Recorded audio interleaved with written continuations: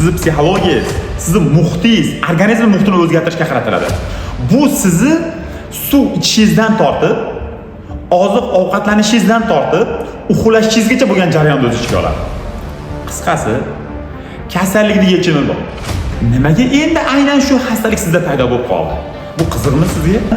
Mana shu tabletkadan olib chiqishda bo'ladi. Bizning asosiy maqsadimiz shu. Ularimiz olgan natijalarimizni qanday qilsak yechim bo'ladi. Shu haqda qisqacha gaplashamiz.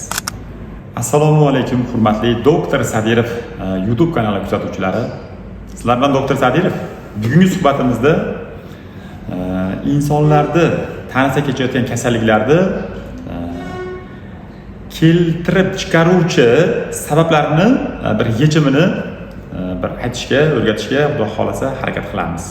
Menimcha barcha uchun manfaatli bo'ladi. Nima uchun endi aynan mana shu tomondan yondashyapmiz bu xastaliklarni davolashda. Bu narsa shaxsan meni o'zimga ham qiziq bo'lgan dastlab. Nima uchun? Aytaylik, nafas tizimidagi kasalliklar misol uchun yoki qon bosim xastaliklari yoki umurtqa pog'onasidagi aytaylik bir osteoxondroz yoki disk grija kasalliklari. Umuman hozirgi kunda meditsinamizda davolanish qiyin bo'layotgan xastaliklarni davolash men uchun ham qiziq bo'lgan. Nimaga? Ularga biz yechim beramiz. Aytaylik, keladi klinikaga 5 kun, 10 kun doktorlarning aytgan tavsiyalariga ko'ra lechinglarni oladi, bemorning holati yaxshilanadi, uyga ketadi va aytaylik 1 oy, 2 oy yoki 3 oydan keyin haligi xastaligi yana qaytalanib qoladi. Bu narsa shaxsan meni o'ylantirgan. Nima qilsak shunga yechim topa olamiz? Bu butun dunyodagi meditsinani savoli kerak bo'lsa. Endi xususan men ham mutaxassis bo'lganim uchun o'zimni hissamni qo'shish maqsadida aynan hozirgi kunda davolanib natija ola olmayotgan bemorlar ustida ishlarni olib boryapmiz. Xususan o'zim qilayotgan muolajalarda bemorlarimiz olgan natijalarimizni qanday qilsak yechim bo'ladi. Shu haqda qisqacha gaplashamiz. Xo'p. Kasallikni davolashda biz ikki xil tomondan yondashuvimiz zarur. Birinchisi, kasalliklarning simptomlari, belgilari, ya'ni klinik belgilarini davolash. Misol uchun og'riq kuchli, og'riqda qoldirishimiz kerak. Yo'tal kuchli bo'lyapti, yo'talda qoldirishimiz kerak yoki aytaylik antibiotik zarur misol uchun berishimiz kerak. E'tirozim yo'q. Bu simptomlarni, ya'ni simptomatik davolash bu. Men sizga taklif qilayotgan uslub bu kasallikni kelib chiqishi, ya'ni kasallikni paydo qiluvchi omillarni bartaraf qilish haqida gaplashamiz. Demak, bu alohida boshqa mavzu, bu alohida boshqa mavzu. Menimcha meni tushundinglar. Xo'p, biroz sekinroq tushuntiraman. Sababi insonlarni qabul qilish darajasi har xil bo'lganligi uchun. Bizni davolash dasturimiz onlayn tarzda ham olib boriladi yoki offlayn tarzda klinikamizda ham misol uchun olib boriladi. Bemorlar aytadi, "Doktor, onlayn davolansam bo'ladimi bu sharoitda?" Men aytaman, "Ha, bo'ladi." Lekin kelib klinikada davolanish bemorlar uchun afzalroq bo'ladi, foydaliroq bo'ladi. Nima uchun? Sababi inson o'zidan energiya ajratadi. Biz energiyadan iboratmiz. Modda almashinuvi, energiya almashinuvi doimiy bizda olib boriladi. Va siz agar bu yerga kelganingizda, bu yerda faqat mana shu aytaylik biz misol uchun yoki tibbiyot xodimlari boshqa, faqat niyatimiz, maqsadimiz sizni davolash. Agar siz uyda bo'ladigan bo'lsangiz, sizda uyda bunaqa muhit yo'q-ku. Aytaylik boshqa masalalar, asab buziladi, diqqatgarchiliklar bo'ladi. Bu vaziyatda sizni davolab yorishimiz qiyin. Shuning uchun klinikaga kelishingiz kerak. Bu yerda mana shu ijobiy energiyamiz sizga o'tish kerak. Siz mana shu aytaylik bizni ko'rishingiz bilan misol uchun ma'lum bir miqdorda suhbatda bo'lishingiz bilan siz o'zingizni yaxshilangandek his qilaverasiz. Bunga bir misol aytaman. Tasavvur qiling, siz kim bilandir gaplashishingiz kerak, kim bilandir suhbatlashishingiz kerak. Bu inson keldida hali gaplashganingiz yo'qsiz, hali suhbatlashganingiz yo'qsiz. Qaraysizda, usti boshiga qaraysiz, holatiga qaraysiz. Nimasidir yoqmaydi. Va fikringizdan qaytasiz. Bo'ladimi bunaqa holat? Bo'ladi. Savol, nimasi yoqmadi? Siz uni o'zingizdan bilmaysiz. Endi ikkinchi holat. hali suhbatlashganingiz yo'qsiz, hali gaplashganingiz yo'qsiz, va nimcha starsiz issiq ekan degan gap so'zlar bo'ladida. Bu insonni o'zidan chiqarayotgan energiyalari sizni energiyangizdan to'g'ri keldi degani bu degani. Haligi holatda to'g'ri kelmadi degani. Tushuntiryapmanmi? Mana shuning uchun ham shu energiyani almashinuv qoidasini siz bu yerda bajargan bo'lasiz. Bu narsa siz sog'lig'ingizni tiklashda juda ham muhim o'rin tutadi. Xo'p. Endi bu masalani hal qildik. Demak, siz kelishingiz kerak. Xo'p, kelganingizdan keyin biz qanaqa yechim beramiz? Kasallikni agar sizda klinik belgilari, simptomlari aytaylik yordamga holatingiz yordamga muhtoj bo'ladigan bo'lsa, biz ham ana shu dori, ukollarni biz ham beramiz o'ylanmasdan. Lekin asosiy maqsad unda bo'lmaydi.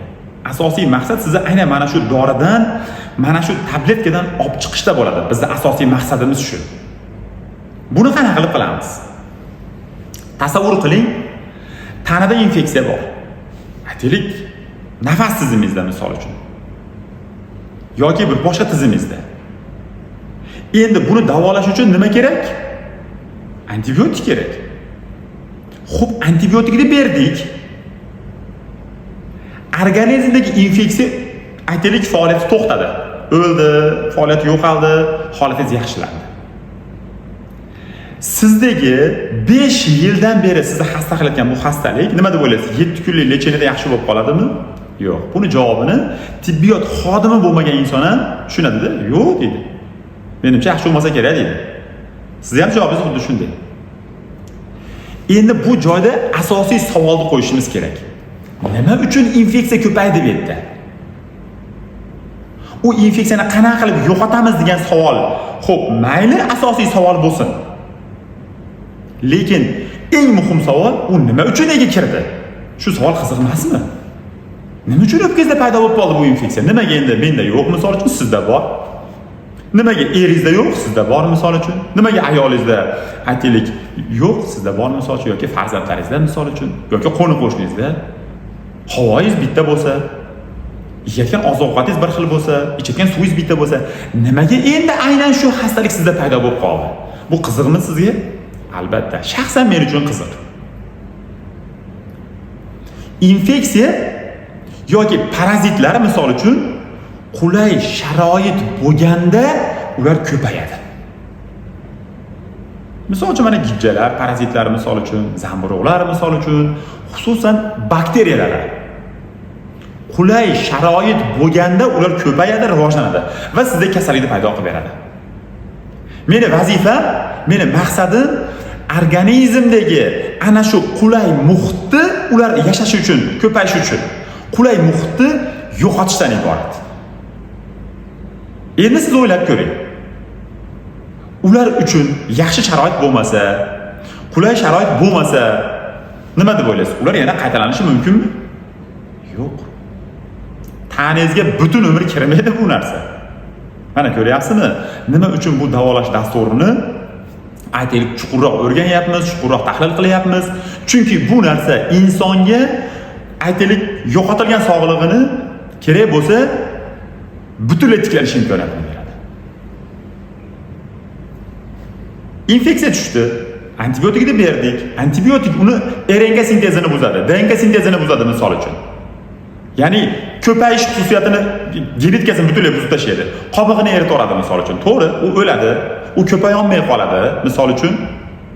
Lekin u yana qayta tushadi, chunki u uchun optimal muhit, zo'r muhit bor sizning organizmingizda. Biz o'zimizni maxsus davolovchi muolajalarimiz bilan mana shu muhitni buzamiz. Endi sizda savol bor, "Voy, doktor ko'p gapirmasdan shu davolash muolajasini ayt, nima qilamiz? Dori berasanmi?" Xo'p, dori immunitet ko'tarish uchun, organizm tozalash uchun beraman men. Tabiiy dorilar bo'lishi mumkin, misol uchun zarur bo'lsa aytaylik farmakologik dorilar bo'lishi mumkin, lekin asosiy maqsad bunga qaratilmaydi. Asosiy maqsad sizning xarakteringiz, sizning psixologiyangiz, sizning muhitingiz, organizm muhitini o'zgartirishga qaratiladi. Bu sizni suv ichishingizdan tortib, oziq ovqatlanishingizdan tortib, uxlashingizgacha bo'lgan jarayonni o'z ichiga oladi. Mana ko'ryapsizmi? Endi bu narsani men nima uchun ikki og'iz so'z bilan tushuntirib qo'ya olmasligimni menimcha siz tushundingiz. Yeb ichishingiz, ovqatlanishingiz, oilangiz bilan muloqotingiz, uxlashingiz, hammasini sog'lom holatga qaytarishimiz kerak bo'ladi. Sizda mana shunda muammo bor.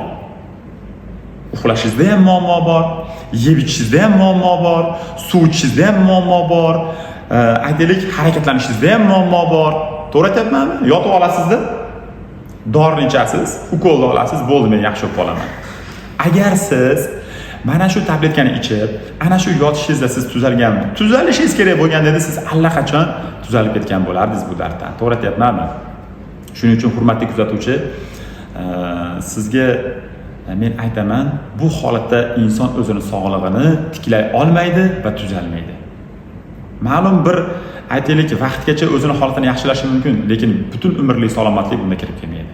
Nimaga? Qon aylanmagandan keyin, energiya aylanmagandan keyin, tushuntiryapmanmi? Modda almashuvi joyida bo'lmagandan keyin bu sizda patologik o'zgarishlarni, ya'ni kasallik muhitini hosil qilib beradi. Kasallik muhiti paydo bo'ldimi, o'z-o'zidan haligi infeksiya ko'payaveradi, haligi zamburug' ko'payaveradi, haligi parazit ko'payaveradi. Mana endi siz aytaylik bo'g'imlaringiz ushlab, yo'talib, aytaylik yoki qon bosimingiz ko'tarilib, diqqat olib yuraverasiz. Qisqasi, kasallikning yechimi bor. Siz agar haqiqatda davolanib natija ola olmayotgan bo'lsangiz kasalliklardan, dori ukollardan zerikkan bo'lsangiz, marhamat, telefon qiling bizga, biz bilan bog'laning, onlayn konsultatsiya oling.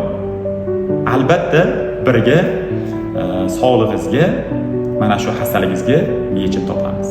O'zingizni ehtiyot qiling. Sog'lig'ingiz asl.